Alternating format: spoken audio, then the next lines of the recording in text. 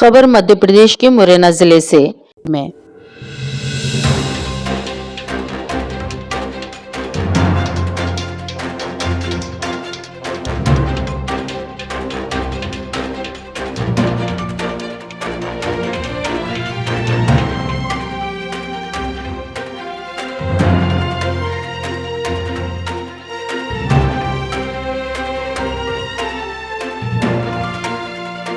अभिनव today channel में आप सभी दर्शकों का स्वागत है। जैसा कि ये मुरैना मध्य प्रदेश जिले की जो 6 विधानसभा सीट हैं उसमें लगातार प्रत्याशी कहीं बढ़ रहे हैं, मतगणना में कहीं घट रहे हैं, कर रहे हैं। यहाँ विशेष तो खास तौर से ये 3 सीटें हैं जिसमें विशेष तौर से जो हॉट सीट कहलाई थी दिमनी के रुझान हम अपने प्रधान संपादक जेबीर सिंह से जानेंगे। साथ ही जानेंगे मुरैना है जहाँ एक ही समुदाय के 3 प्रत्याशी हैं। वही एक सुमावली यहाँ पर टिकट ना मिलने पर जो घमासान चला था और दल बदल की स्थिति बन के टिकट ले लिए गए थे प्रत्याशियों द्वारा, पार्टी से त्याग पर दे दिया गया था। हाँ, तो समय पहले जानते हैं दिमनी सीट की बात। दिमनी सीट के बारे में बताएं, क्या स्थिति है जरा। दिमनी सीट के बारे में बोला जाए तो आप समझो कि दिमनी सीट मध्य प्रदेश की सबसे हॉट सीट मानी जा रही थी, क्योंकि यहाँ पर जो नरेंद्र सिंह तोमर जो केंद्रीय मंत्री है वो चुनाव लड़े। आज जो चुनाव है वहाँ ये अनुमान लगाया जा रहा था कि नरेंद्र सिंह तोमर की सीट क्लियर है, लेकिन जो रुझान आ रहा है, जो साइलेंट वोटर जो डाले हुए वोटों में, उसमें नरेंद्र सिंह तोमर और बलबीर डंडोतिया एक दूसरे को प्रतिस्पर्धा क्रॉस करते हुए जा रहे हैं। अभी पिछले 6वें राउंड में बलबीर डंडोतिया जी 2400 वोटों से आगे थे और अभी जो नया जो राउंड आया है उसमें वो 600-700 वोटों से आगे है।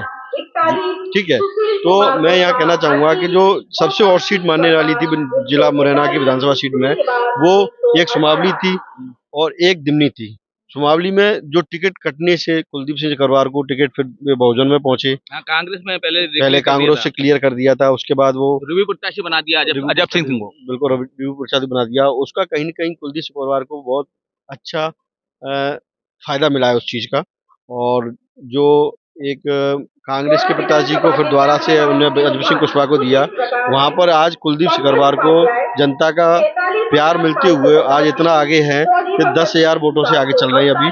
और जहाँ तक है वहाँ तक अभी समय है, लेकिन काफी बढ़त बना लगी है। तो मुझे लग रहा है कि इतनी बढ़त को थोड़ा सा कवर करना मुश्किल रहेगा।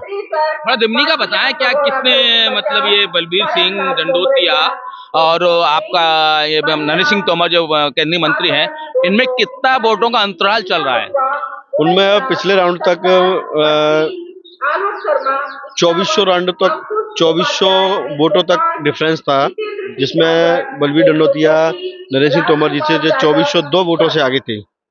अभी नया राउंड आया है, उसमें शायद वो जो अंतर था वो थोड़ा कम हुआ है और नरेंद्र सिंह तोमर से बलबीर डंडोतिया 700-800 वोटों से आगे हैं अभी।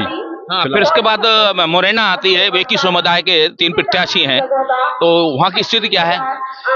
इसमें जैसा कि पहले से ही अनुमान लगाया जाता है कि दिनेश गुर्जर की कांग्रेस की सीट यहाँ से ज्यादातर क्लियर मानी जा रही थी। और फाइट किसमें है खास तौर से?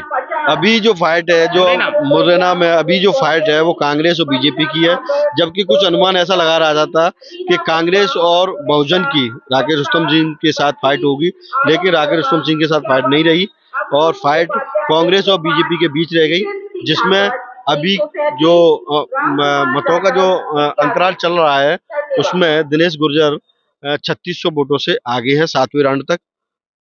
और एक सीट जैसे आपकी कहेंगे सुमावली आपने बता दी, दिमनी बता दी और मुरैना बता दी है।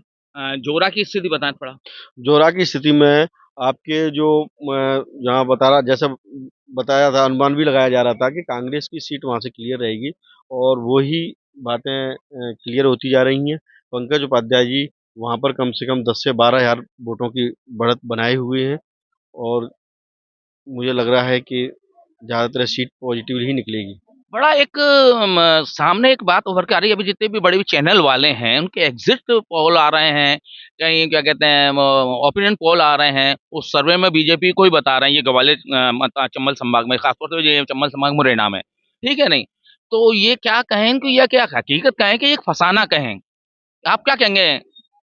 नहीं, वो एग्जिट पोल तो देखो, वो स्टार्टिंग में जब मध्य प्रदेश की बात की जाए तो मध्य प्रदेश में पहले ही कांग्रेस का जो ओपिनियन पोल बताया जाता है कि 160 के करीब जाएंगी।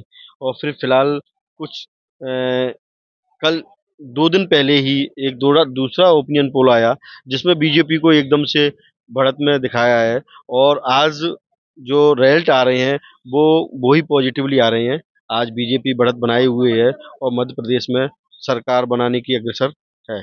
अच्छा, अम्बा के बारे में बताएं कि आप जानते हैं कि यहाँ पर जो गढ़ है, सिंधिया जी का गढ़ कहलाता है, और चूंकि कांग्रेस छोड़ के सिंधिया जी बीजेपी में चले गए, उनके कैंडिडेट कहलाते हैं कमलेश जाटव, जो पहले विधायक रह चुके हैं अम्बा से। उनको वहाँ अम्बा की स्थिति क्या है? अम्बा अम्बा में भी बीजेपी की दयनीय स्थिति है अभी। और अभी रुझान थोड़ा आना समय है, लेकिन वहाँ पर जो कांग्रेस से देवेंद्र सकवार हैं वो 10 से 12 हज़ार वोटों से बढ़त बनाए हुए हैं कमलेश जाटव के ऊपर। अच्छा, थोड़ा अपन चलते हैं सबलगढ़। सबलगढ़ में बीजेपी बढ़ रही है, सल्ला रावत अच्छे खासे वोटों से बढ़ रही है। जी। हाँ, तो वहाँ क्या कुछ समाज का वो आंकलन लगाया जाए कि वहाँ पे समाज ने समाज का फेवर किया है? नहीं, देखो यहाँ पर कहीं भी कुछ भी होता रहे, लेकिन लास्ट में चंबल संभाग में जो वोटर होता है वो कहीं न कहीं घूम के जातिगत समीकरण पे ही आके रुक जाता है। और ये भी कह सकते हैं कि महिला होने के नाते शायद उनको महिलाओं को वोट का फायदा भी। नहीं, वो देखो जैसे चल रहा है कि लक्ष्मी लाडली योजना का कहीं न कहीं बीजेपी को उसका फ़ायदा नज़र आ रहा है, दिख रहा है।